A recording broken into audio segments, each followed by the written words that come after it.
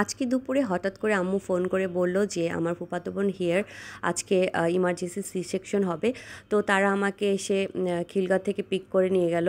এই যে আমরা উত্তরাতে আসলাম, এটা ছিল 8 সেপ্টেম্বর।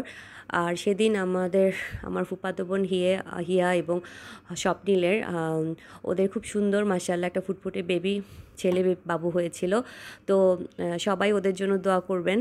আর আমরা এখানে এসেছি, অ্যাকচুয়ালি ওরা ল্যাবেরই দেখাচ্ছিল, কিন্তু দেশের পরিস্থিতি খারাপ হওয়ার কারণে ওরা তখন সুইচ করে এখানে উত্তরাতে দেখালো। তো উত্তরা লুবানা হসপিটালে বেবিটা হয়েছে। তো রাতের জন্য তেহরি সবার জন্য নেওয়া হয়েছিল, যেহেতু অনেক রাত হয়ে গিয়েছিল। আর এই যে আমরা তারপর রাত 1:30টার দিকে আমরা হসপিটাল থেকে আমার ফুপুর বাসা টঙ্গীতে যাচ্ছিলাম। হসপিটালে আমার ফুফাতো ভাই স্বপ্নিল, তারপরে আর হচ্ছে আমার চাচাতো বোন ওরা ছিল। তো ওই যে ফুপু নানুর বাসায় এসে তারা তো মহা খুশি।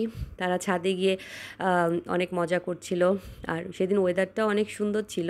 তো তারা খুবই ফুপু নানুর বাসাটা তারা খুব মজা পায়। আর আমার ফুপু হচ্ছে আমার আরেক মা। সো তার বাসা মানে আমার বাসা।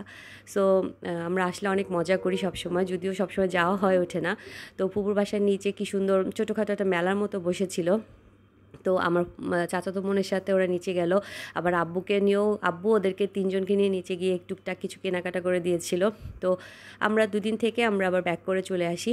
তো এই যে আমরা চলে যাচ্ছি, মূলত আব্বু আম্মু কলাবাগানে যাবে, তারপরে আমাকে পরে গাড়ি দিয়ে আসবে খিলগাঁতে। আমরা এলিভেটেড এক্সপ্রেস দিয়ে যাচ্ছি। দেখতে পাচ্ছেন ওয়েদারটা অনেক সুন্দর ছিল। আর আসলে এটা হওয়ার কারণে আমাদের অনেক সময় বেঁচে গেছে। আগে দেখা যেত জ্যামে পড়ে আমাদের অনেক সময় লাগতো, আর এখানে আমরা অনেক কম সময়ের মধ্যে চলে গেছি।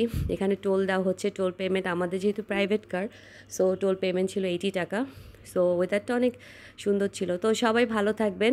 আর হিয়া, স্বপ্নিল এবং আমাদের ছোট্ট বাবুটা যেটা নতুন এসেছে, নতুন অতিথি, ওর নাম হচ্ছে হুজাইফা বিন সাদমান। ওর জন্য সবাই দোয়া করবেন, রামিসা রুমাইসার জন্য দোয়া করবেন। সবাই ভালো থাকবেন। আল্লাহ হাফেজ।